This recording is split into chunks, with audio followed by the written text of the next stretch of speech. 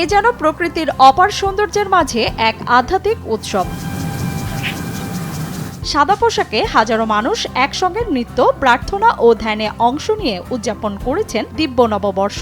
তাদের ছন্দবদ্ধ এই নৃত্যের নাম প্যানিওরিদমি, যাকে অনুসারীরা মহাজাগতিক শক্তির সঙ্গে সংযোগের একটি মাধ্যম হিসেবে মনে করেন।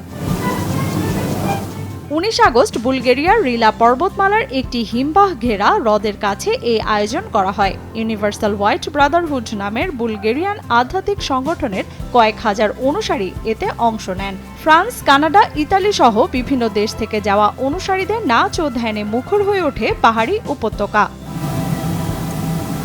আয়োজনের মূল আকর্ষণ প্যানিওরিদমি। বেহালা ও কণ্ঠসঙ্গীতের তালে প্রায় 80 মিনিট ধরে সমকেন্দ্রিক বৃত্তে ঘুরে ঘুরে নির্দিষ্ট অঙ্গভঙ্গিতে নৃত্য করেন অংশগ্রহণকারীরা। তাদের বিশ্বাস, এই অনুশীলনের মাধ্যমে শরীর ও মনের ভারসাম্য তৈরি হয় এবং প্রকৃতি ও মহাবিশ্বের সঙ্গে আধ্যাত্মিক যোগাযোগ স্থাপিত হয়। সংগঠনটির অনুসারীদের মতে এই অনুশীলনের মাধ্যমে শরীর, মন, সঙ্গীত, প্রকৃতি এবং মহাজগতের সঙ্গে এক ধরনের সংযোগ তৈরি হয়। এটা হোয়াইট ব্রাদারহুডের শিক্ষা, খ্রিস্টীয় ভাবধারার সঙ্গে যুক্ত। আমাদের বিশ্বাস, দিব্য নববর্ষ এমন একটি সময় যখন সূর্য ও মহাবিশ্বে উচ্চতর আধ্যাত্মিক সত্তার সঙ্গে সংযোগ স্থাপনের সুযোগ তৈরি হয়।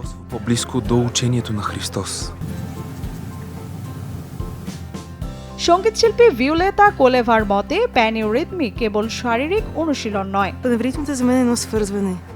এর মাধ্যমে মানুষ একে অপরের সঙ্গে সঙ্গীত এবং প্রকৃতি ও মহাবিশ্বের সঙ্গে সংযুক্ত হওয়ার অনুভূতি পান।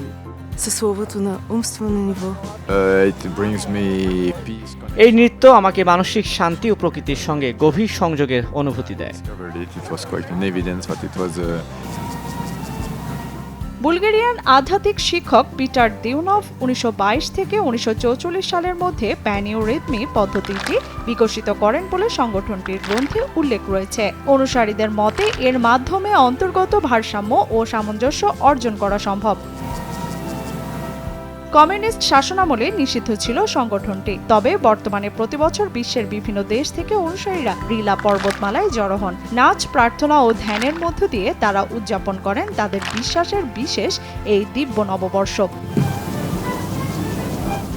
লিয়ানা শারমিন, সময় সংবাদ।